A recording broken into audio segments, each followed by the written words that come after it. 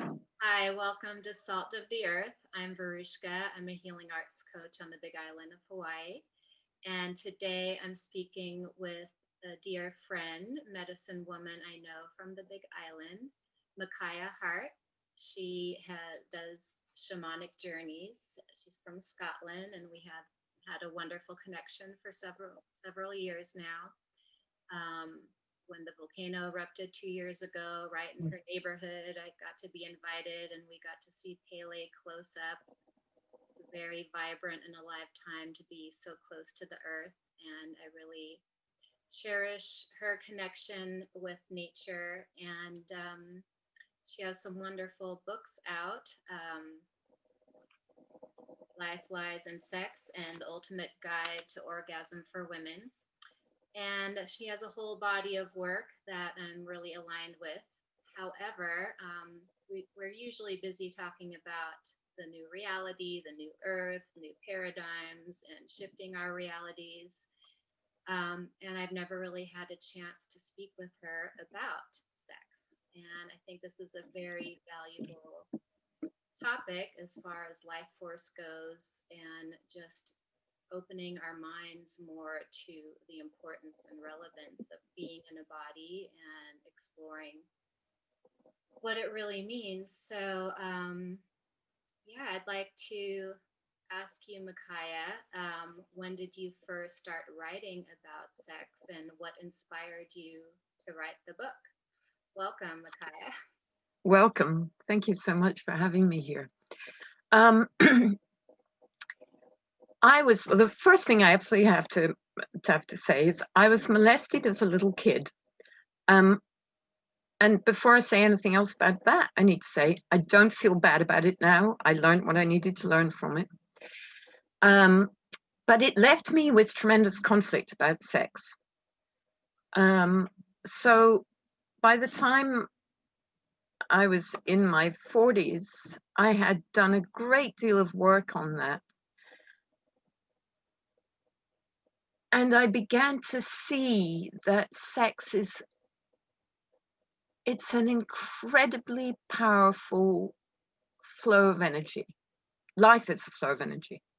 Sex is just one way that energy flows.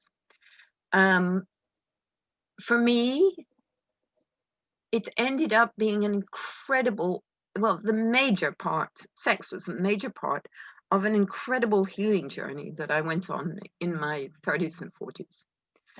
And the book about orgasm I wrote in my late 40s because I felt like that journey of healing that I went on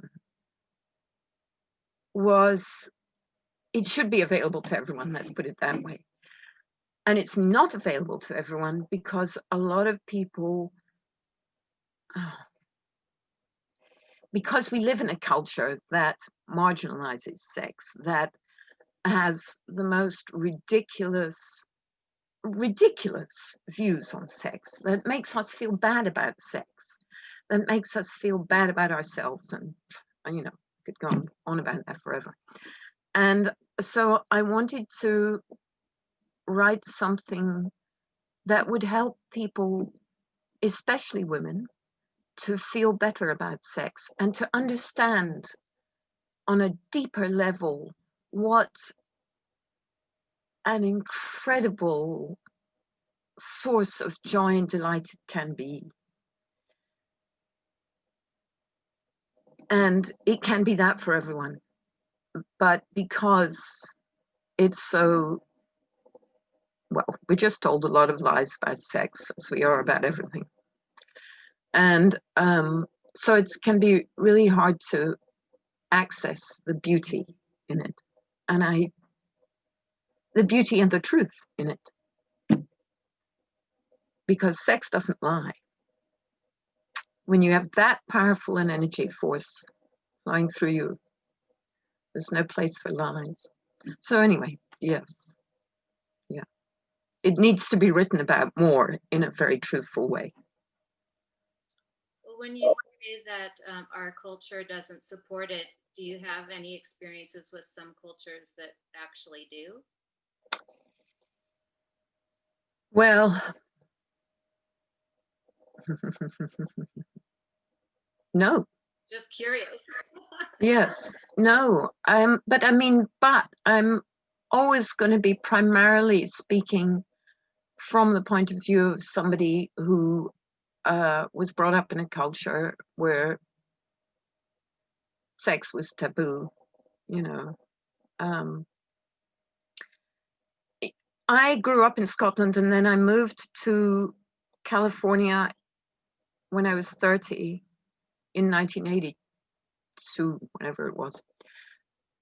And I will say that my healing journey in the 80s and 90s was greatly facilitated by the fact that the San Francisco Bay Area is home to a lot of people who have stepped out of the box in relation to sex. They've really stepped out of the box.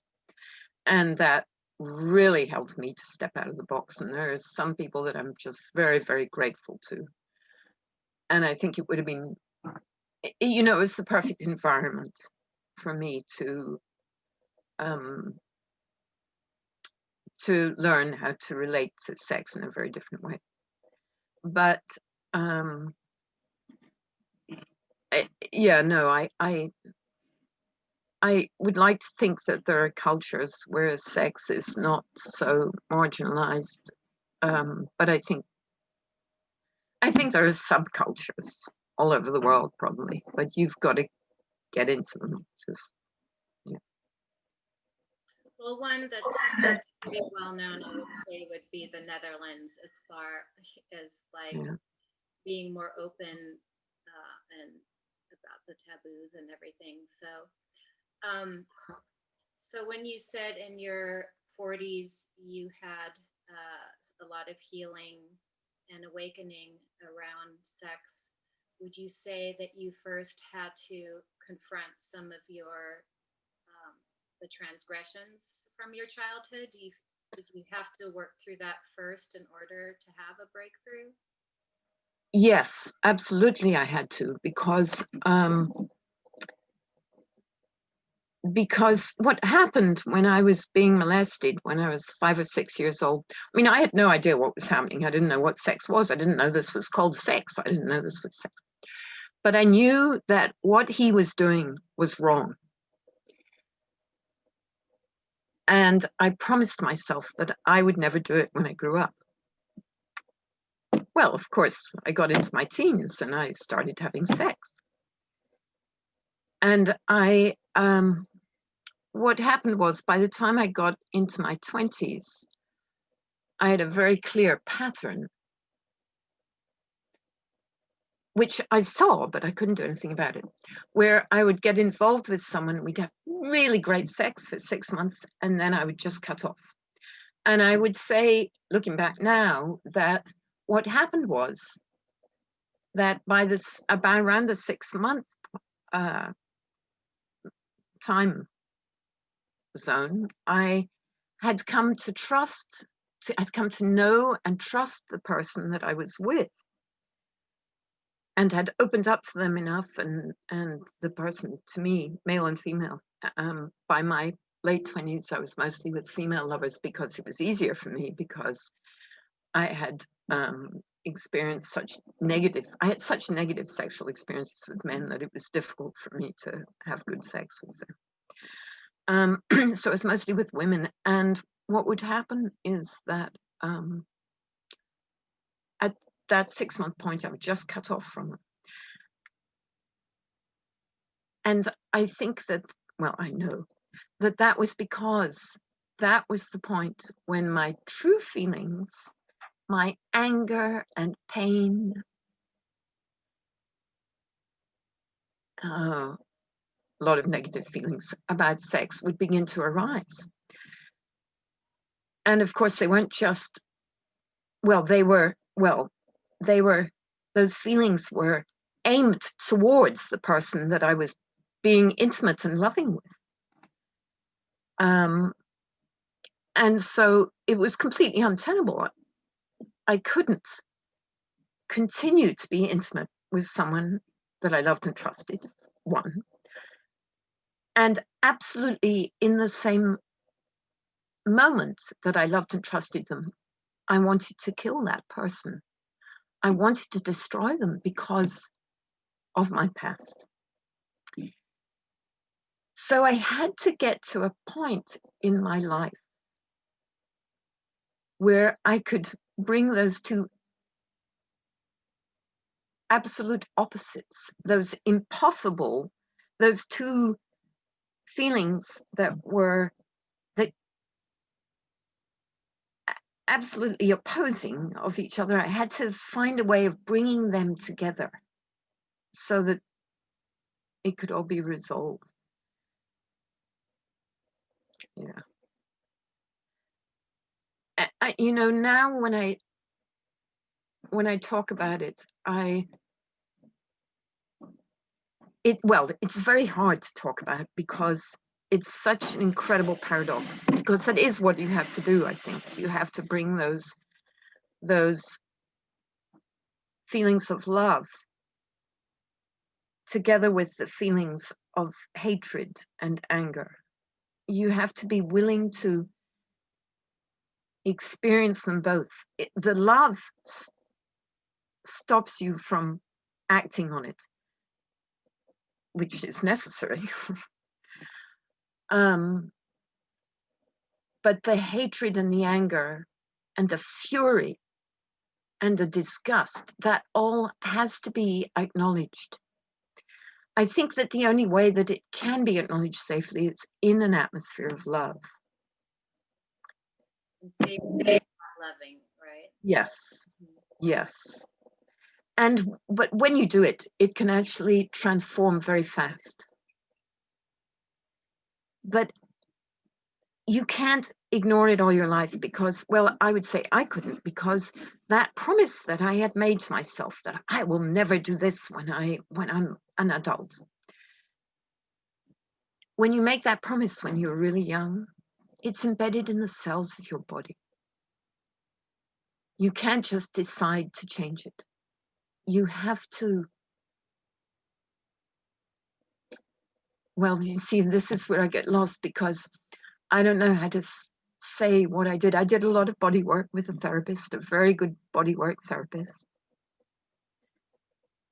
And I had to, it had to be body work because I had to disconnect my rational brain, because your rational brain will talk you out of it. You know, this is too much of an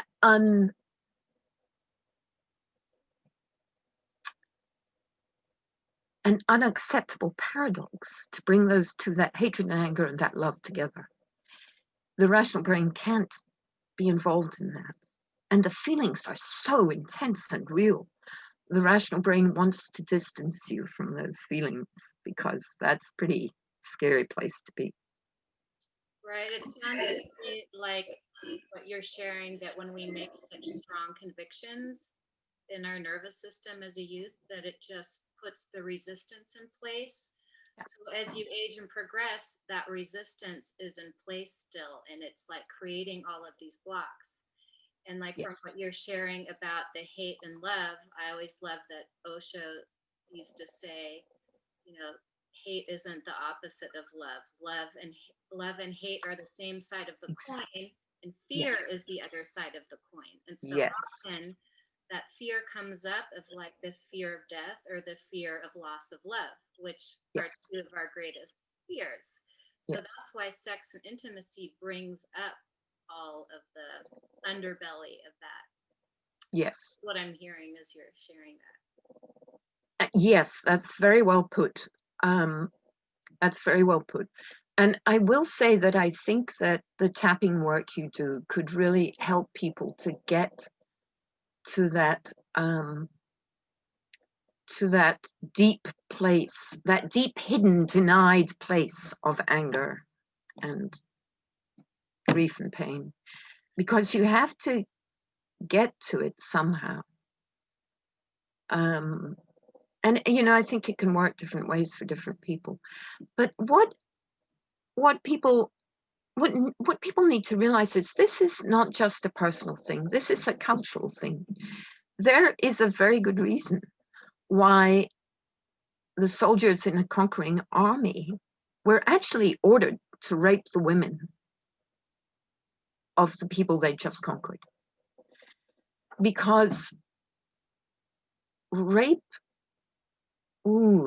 that's a deep, deep, deep, deep injury. Disempowering. Yeah. And because I had lessons so early in my life that my body was not mine to control, it belonged to whoever wanted to do things to it, who were, in my experience, all men. Because of that, I was raped several times in my teens and 20s, date rape. I mean, it happens to an incredible number of women. Perhaps not so much women of a different generation. Perhaps not so much nowadays, but in my lifetime, certainly it was incredibly common. And women were not supposed to make a fuss about it. And I mean, I remember well the last time that I allowed it to happen, and that was, I mean, I was stronger than him. I could have pushed him off. And the reason I didn't, because my sister was in the next door room and it would have woken her up. The ruckus would have woken her up. And then I'd have had to explain it to her. And I would rather put up with getting raped than trying to explain to her what was going on. The shame. And yeah, it just would have been too difficult. And, I will say that how many years after that? Yes, 30 years, 35 years later, I was talking to somebody who had been a mutual friend of that man who raped me and a friend of mine, and he would not believe that it was rape. And that, I mean, yeah. Jesus Christ. I don't know what else to say. He was a lovely man. And it was only in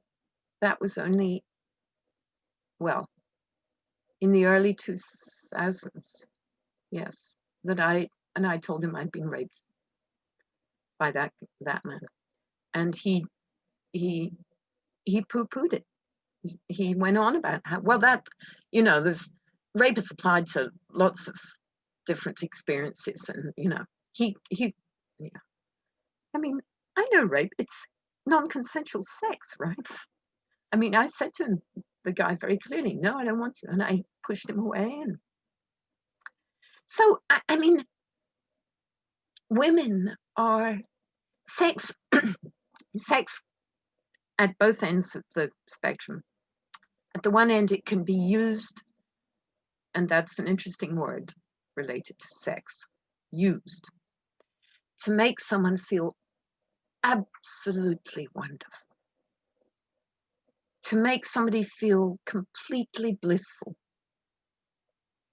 And at the other end of the spectrum, it can be, and still is, and has been for centuries, used to make people feel really, really bad.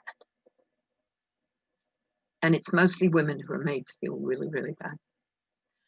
And there are a lot of women who actually don't have other experiences with sex other than it making them feel bad.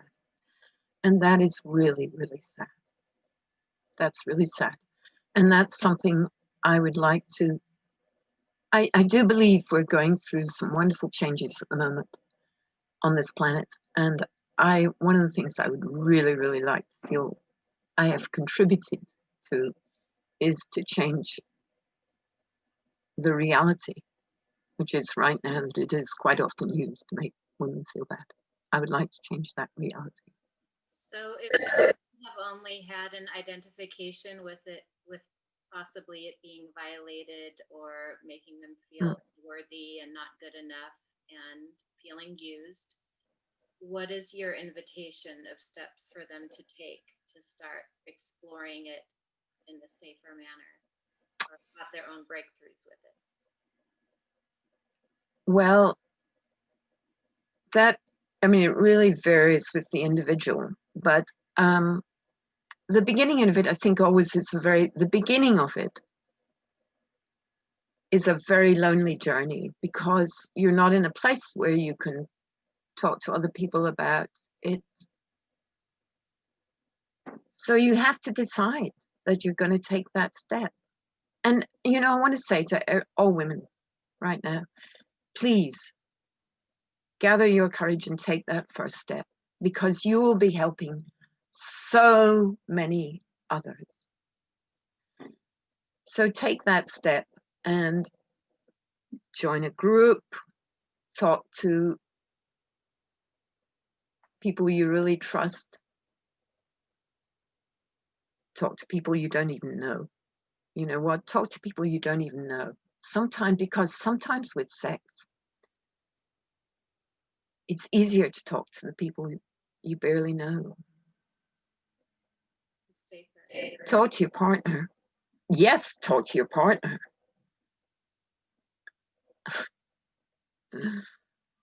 But it's that first step. You know, find a good body worker. Yeah, So it's that first step. as far as sex goes, and having the negative experiences that most of us women have had, it sounds like the only way out is through it, by Yes. getting into your body and finding ways to feel safer. So Yes. what are some of your highlights that you're recommending for women on this journey to exploring the power of orgasm? Well, I certainly, I mean, I think I was somebody who didn't orgasm easily. I didn't have, I had sex with lots of different men and a few women before I was able to orgasm with a partner. And I would say that's partly because I was blocking my sexual responses without knowing I was doing that. But I did, and this is just because the kind of person I am. I had a good friend. And I ended up talking with her about sex one day. And she asked me if I had orgasms. Now, one of the things I want to tell you, and this is something that people who orgasm easily don't realize, when you don't orgasm, it doesn't mean that you don't have sexual peaks. You do. You don't know what an orgasm is like. And orgasms are different for everyone anyway. So the conversation I had with her went along the lines of like, she asked me, well, do you orgasm? Well, I said something about it. I feel like I have a lot of negative feelings about sex or something like that. And we had a bit of a conversation about that. And then she said, well, do you orgasm? And I said, I don't know. I don't know what the word orgasm applies to, what the experience is that word applies to. And so then she described her experience of orgasm. Oh, and I know what she said that made a difference to me at the time. She said, and then when I orgasm, I'm done, I'm finished. And I'm like, oh, well, I don't orgasm. Now, I'll tell you something very interesting about that. I am multiply orgasmic, and one orgasm is not enough for me. So in fact, what she said was not true for me. But I think it is true for some women. I mean, it's so then, you know, it is so difficult to talk about because we don't have the words to talk about it, and because absolutely, I mean, writing the book about orgasm taught me one thing for sure: we are incredibly different.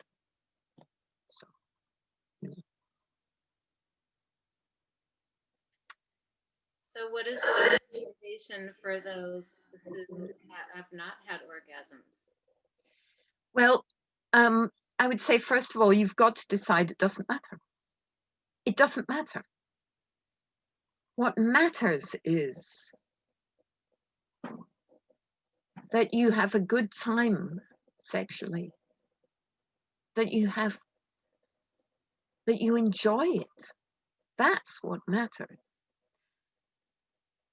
And when you let it be just that, which is huge because we have all these, I mean, especially when we're younger, we have all these things, other things that to attach to sex, and the least of it, which is this thing called love, that's supposed to be attached to sex, which, I mean, I could talk for days about the true meaning of the word love. But let me tell you, love often has absolutely nothing to do with sex.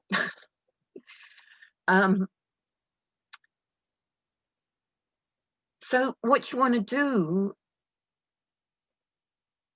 is to begin to recognize and let go of all the other expectations you have for sex, and just go to a place where it feels good. Now, the thing is,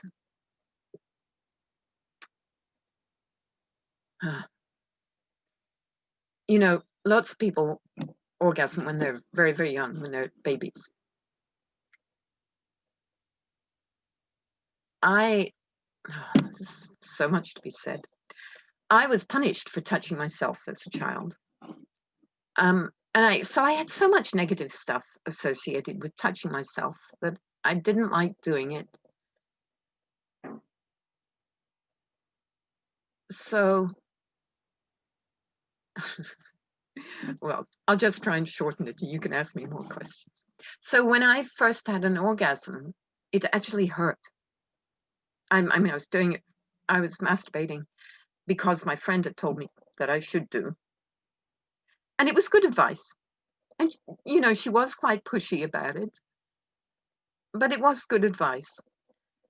But the experience of orgasm, when I actually pushed through, okay, so first of all, I had to push through my sort of sense of ill, disgust, if you like, that I had around sex. I pushed through that, and then I got to a point where it actually hurt, but I could feel it building. And my friend had told me, you'll feel it building, keep going. I kept going, and I had an orgasm, but it hurt. So it's not, now,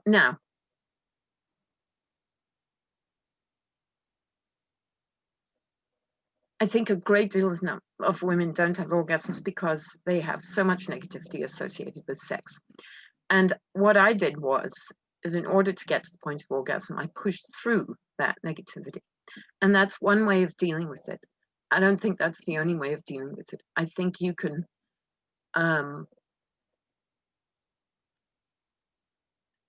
address the negative feelings you have about sex and transform them by, for instance, tapping, by body work of different kinds,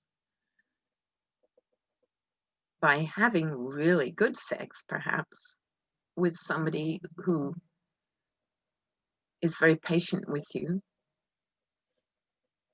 Anyway, then it would, having your first orgasm would be easier. Maybe, I don't know, because I didn't do it that way.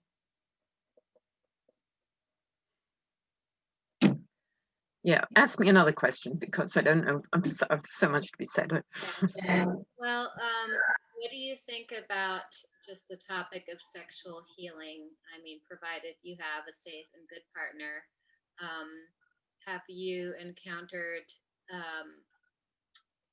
tears after the orgasm where it's not yes. necessarily of any specific emotions, but you know, I had a few years of always accompanied with tears, but nondescript. Yes, absolutely. And I think it's very valuable to let those tears happen. And you have to then explain to your partner that it's okay So here's what I think happens when we have an orgasm. It frees up the flow of energy through our bodies. And that flow of energy contains everything that we have been holding in denial. And by the way, I need to say, I don't know whether this is true for men or not. I didn't try to write a book about men and orgasm because I know nothing about male orgasms, but it certainly is true for an enormous number of women I know. That so then, and it's a release. But it's no, it's not. There shouldn't be a but there. Orgasm is a release of energy, a release to an energy flow. We really don't have the right words to talk about it. It's a release of energy. And when you really have a powerful orgasm, all kinds of things that are not apparently related to sex are going to come up. I would strongly recommend that you allow that to happen and that your partner just holds you or perhaps doesn't hold you. I mean, sometimes perhaps you need not to be held. Whatever happens needs to be allowed to happen. And it will, how to say this really properly, it will help you to be a more whole person in synchronicity with yourself, in integrity with yourself, because you won't be trying to do what so many of us do so much of the time, which is to keep those unacceptable feelings in a hidden place. What are your thoughts on celibacy and, to have your Kundalini rising as opposed to having a fully expressed, maybe healthy, active, orgasmic life? And is that interfering with your Kundalini rising? What are your thoughts on those? Okay, those are very good questions. And my at its most basic, my answer is we are all different individuals. We're leading different kinds of lives. We need to do what feels right for us. And very much we go through different phases in life.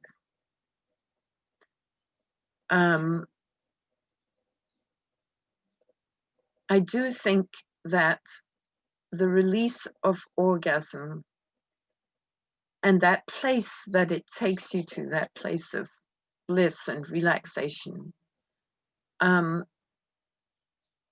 it's just, I'm not sure there's anything else in life.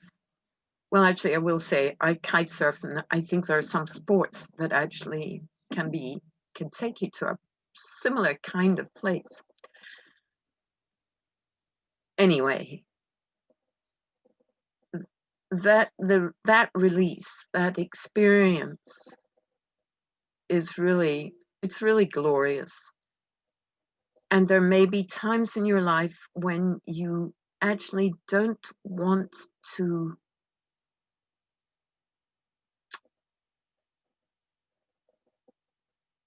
activate perhaps your sexual energy. You want to keep it a little more, not quite contained, but let it be dormant and manifest your life force energy, which sexual energy is life force energy. Everything is life force energy. Energy is energy. We just manifest it in different ways. Anyway, there may certainly be times in your life when you don't want to manifest it sexually. And that needs to be honored. There's so much going on. Cycles where you're sometimes it's contained and sometimes increasing the flow of life force. force and Yeah. creativity. Yeah. And sometimes sex, the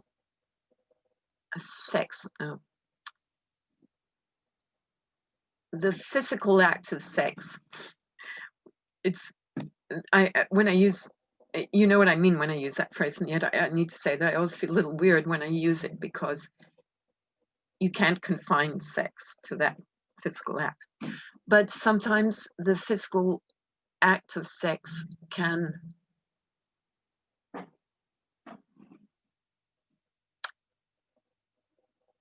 distract, that's not quite the right word, but it'll do for the moment, distract us from using our energy in some other creative way.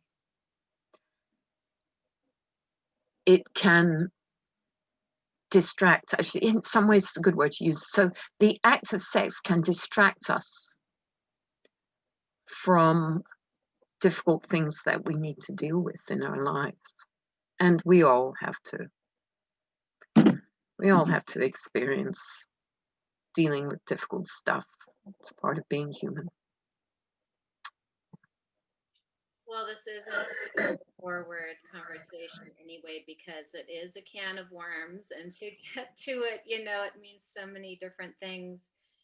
And what is the message that you're really wanting? Like, what's the breakthrough you are wanting women to have? Because this is about women, right? In that self-expression. Yes. It is, you know what, I actually think in the long run, it's men, it doesn't matter whether you're male or female. Though you have to do work on yourself to release what is blocking you from being fully who you are.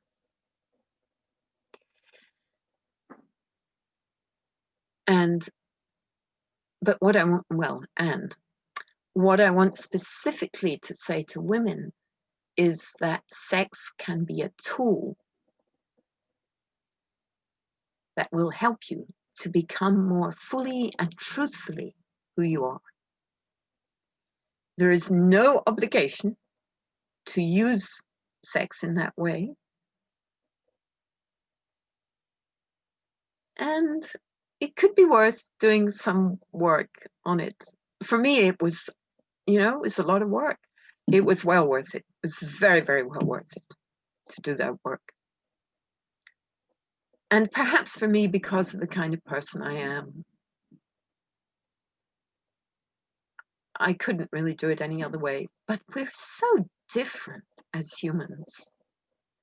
We're so different. I couldn't say I can't say for anybody else what they should do or shouldn't do, but I want women to know that it doesn't matter what horrible experiences you've had, sex can be really, really an incredibly freeing and incredible experience. Well, do you have some practical tips that you could give some women who have kind of shelved the topic just because they're kind of fed up or frustrated, or think that they're frigid, or might, a lot of women with age have painful intercourse, so they just, table it? Yeah. Well, I'd certainly say, first of all, the intercourse absolutely does not have to be a part of sex at all. Who made that idea up? But you do need to learn to love and appreciate your body. And most of our bodies, again, perhaps this isn't true for everyone, but mostly our bodies really enjoy a soothing, gentle touch. So start by giving that to yourself. Okay, I actually want to tell a little story here. When I first wrote the book about orgasm, I did a number of interviews, radio interviews about it. And this was back in the 90s. People talk about sex more freely now, I think. But I was actually surprised at the number of men who interviewed me who off camera said to me, this is a difficult subject for me, so I'd appreciate it if we could just take it easily. And I always immediately said, oh, that's fine. We don't need to go anywhere you don't want to go. Just, I want you to be relaxed about it. So anyway, this one guy, he regularly did book interviews, and I called him up and said, would you like to interview me? I've written a book about sex, And there was this, when I'd finished my spiel, there was a pause, and then he said, is this a joke? And I said, no, I've written a book about sex and I want you to interview me. So anyway, he said, well, okay, as long as we're not going to get too explicit and so on. So anyway, we did an interview, and it was a great interview. He was very good at just asking just the right questions that didn't take it too far into the explicits. And yeah. But the real key thing that I said in that interview, and I say on every interview, is you got to start talking to your partner. You got to explain to your partner what you want. You've got to explain to your partner what you don't want. You've got to explain to your partner that these responses, if I start crying, it's fine. Let me cry. Whatever. You've got to explain. And the man is usually taking the initiative, so he's got to keep asking, is this okay? May I touch you here? Is it okay to touch you like this? And assuming it's a man and a woman, her response has to be, I'd rather you didn't touch me there, that feels better, more gently, slower, faster, whatever. Because we're all different. How can any one person possibly be expected to know what another person needs unless she or he explains? Anyway, so that was the main message that came over on the interview. And he emailed me after the interview. About a month later, I got an email from him. That makes me want to cry when I think about that. He said, I just want to thank you from the depths of my heart, because your interview has changed my relationship with my wife to a place that is beyond my wildest hopes and dreams. And you know what? I know they just started talking. That's all. So start talking. Don't expect your partner to know, because nobody can be expected to know. Communication.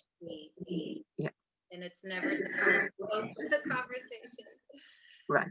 Especially if it breeds more intimacy in that way. And then pleasure. Yes. And if you're talking to your partner gets upset about something you've said, that's a red flag. And perhaps you need to go to a mediator or a therapist so that you can talk about it. But you need to be able to talk about it. You need to be able to talk about it with your partner. Well, speaking of talking about it, have you counseled people? That was an interview, but is this something you counsel with people or women who've had issues? Or well, I tell you what happened was that after I wrote the book, I started getting, and I was sort of beginning to be labeled as one of San Francisco's sexperts. And I started getting calls from people, and I had one or two conversations with men who wanted to know how to give their partner a better orgasm, or to give their partner an orgasm. And the answer to that question, well, nobody gives anybody else an orgasm, is the truth of it. You can do specific things that will help your partner to get to a place of orgasm. But if your partner isn't ready to have an orgasm, doesn't orgasm for any reason, it's not your job to make her orgasm. Let me say that again. It is not your job to make her orgasm. It's your job to talk to your partner about it and say that you would really love it if she did orgasm. And then you talk, then you communicate, and then you go from there. And, you know, I can tell you with absolute certainty, I could never have had my first orgasm if someone else had been present. I would have been too focused on the other person. It could never have happened. It wasn't until I had learned to give myself orgasms and get to a place where I could reasonably easily orgasm by myself. And, you know, at this point, I have to mention vibrators. I mean, there are a lot of women in the world who really don't, well, a vibrator makes the experience of orgasm much easier to attain, although that's in itself is a red flag. You don't attain an orgasm, you allow an orgasm. But anyway, vibrators are wonderful. I would certainly say to any woman, if you're really sure that you want to orgasm, then get yourself a selection of vibrators and play with them on your own in a place where you know you will not be disturbed or hurt. And would you say that what are some of the key factors to lean into, maybe psychologically or in your body, to relax? Do you feel like they are like allowing relaxation, opening up to receive? What do you feel like are some of the ingredients to create? Well, again, you know, sex is so paradoxical because when you're building up to orgasm, a lot of women actually really have to tense their bodies, but then they get so tense they can't release into orgasm. So it's a mixture. I mean, it's a mixture of allowing the tension to arise and relaxing into it, breathing deeply, allowing the tension to arise again and relaxing into it, breathing, remembering to stop and breathe.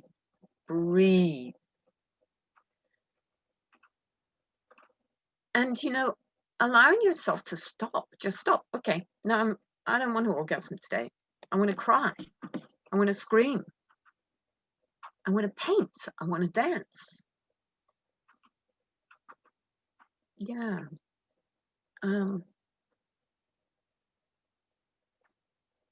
Don't ever try to push yourself to orgasm.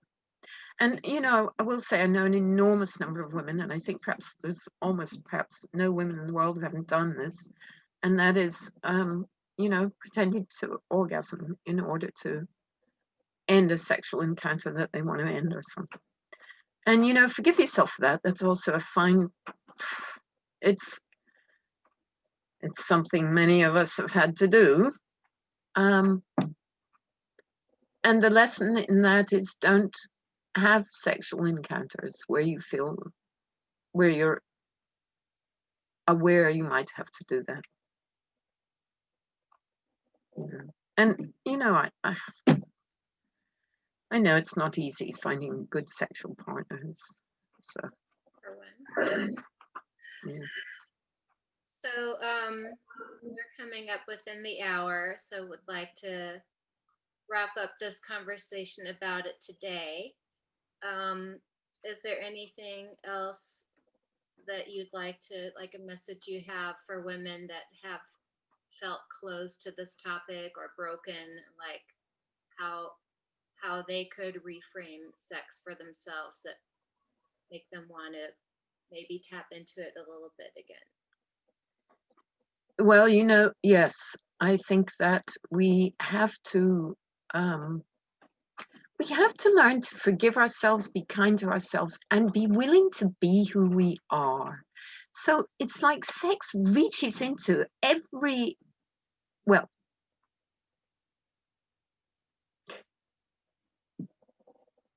if you have very good sex or you have very bad sex, it reaches into those, every area of life, every area of life.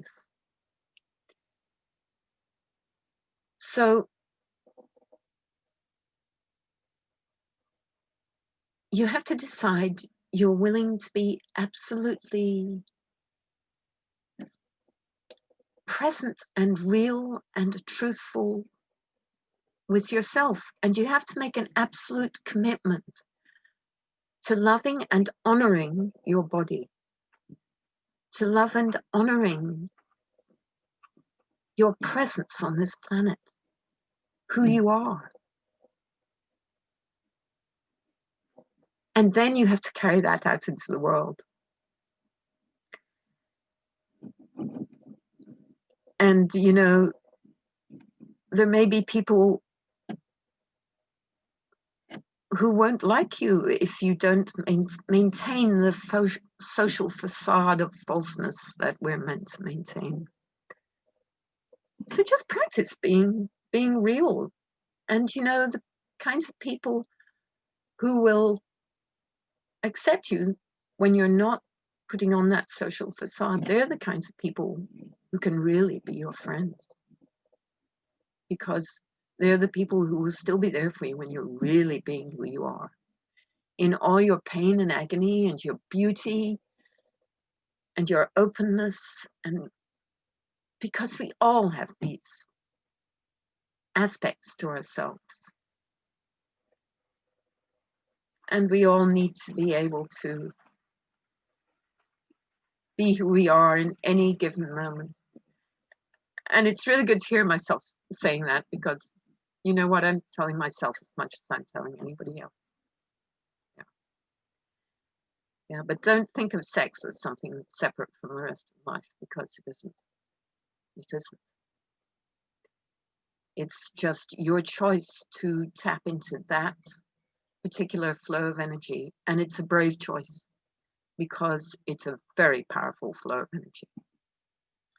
So connecting to the powerful flow of energy, you know, for those who might use it in a hedonistic way, or as a distraction, as an addiction, possibly, you know, or that enjoy it so much, and yet maybe it's, for lack of a better word, of a lower nature, or, you know, maybe not as like fully embodied, where it's just more of a first chakra based, in the way that our culture likes to, you know, make it taboo and more lowly. Do you feel like there's ways to experience it where, as creative beings, we're actually healing the earth with it and healing our ancestors? Oh, I think the healing potential in sex is huge. It's huge. I don't feel like it's my job to tell other people, even if they're behaving in a way that makes me roll my eyes, it's not my job to change them. You know, people got to do what people got to do, and we all go through different phases in our lives. For me now, sex has to be absolutely real, and we both have to be absolute present. But I've had sex with many people in my life where that didn't happen. And I mean, I've also had what I would call casual sex with a lot with people. And let me say something about that actually. I've had some very intense and powerful sexual interactions with people that I hardly even knew.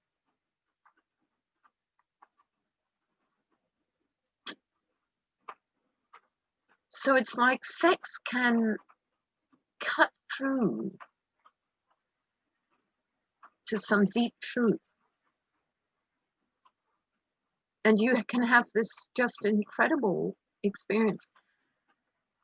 And then you don't want to see that person the next day. That's okay. Forgive yourself for that. It's like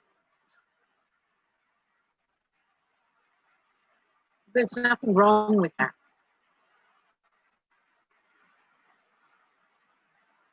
It's we should really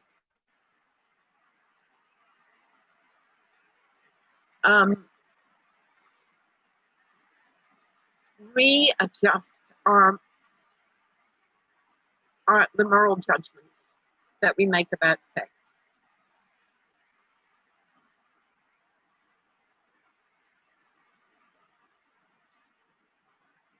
So, yes, really, we're getting into talking now about love and sex. And I said before that love is not what we think it is. So it's possible to love someone really passionately and fully and have a great sexual interaction with them or not. It is possible to love someone that you barely know really, really deeply and have a great sexual interaction or not and never see them again. Love is not something that we have to hold on to. Love is everywhere, available to us everywhere. I do think that to have really good sex, we have to absolutely redevelop our concepts of love. And that's just huge. It's another whole interview. So, but yes, sex can take us to a place of love. It can also come from a place of love. And then maybe that love isn't there in the same way next day. There's nothing negative to be said about anything or anyone. Yeah. That we've been able to kind of just share about it and talk about it on neutral ground, you know, without a lot of heaviness or stigma, because you know it is a can of worms. Are you going to be offering anything to go deeper around this topic in the coming year? Anything you want to? I haven't done any workshops specifically on sex in a long time, which is partly just because where I've been at. What I am offering a workshop. I'm starting to do workshops again, and maybe I'll do one specifically on sex. Right now, the one that's coming up is it's called Being in Brilliance, and it's actually about acknowledging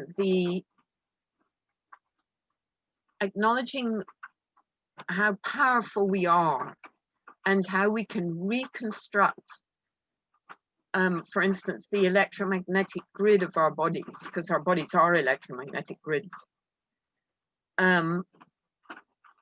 When we learn to do that, to reconstruct, to readjust the electromagnetic grid of our bodies, the ramifications are really huge and could certainly have, that could certainly change our relationship to sex. But I'm not planning specifically to address sexual issues in that workshop. So we'll see how it goes. But I think perhaps I'm going to be offering more workshops in the future. We'll see. Well, I'm looking into that one. It's really important as far as powering our own field when we are being bombarded with a lot of unseen frequencies and energies in this day and age. So I look forward to what you have to share about that. And if you want to connect to Mikaya and check out her body of work and her library of books available, they are on your site at mikayaheart.org. Is that correct? Yeah. Yes. Yeah, He's, thank you so much for making this happen today. okay, And well, thank you for making it happen. You're the one who made it happen. well, I'd like to continue this conversation because I think it can, we could go deeper in it and Mm. deeper into the love. And I think it's definitely a powerful topic as far as more self exploration goes. So I really appreciate it. Mm. Any last message you have?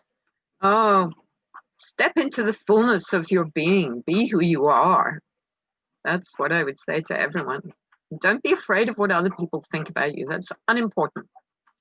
You can always find people who will appreciate you. You can attract the right kind of people who will appreciate you just being fully who you are. Well, you are a wonderful model for me, and I always appreciate our conversations. Good. So Right. I'll talk to you later, and thank you so much. Hello. Okay.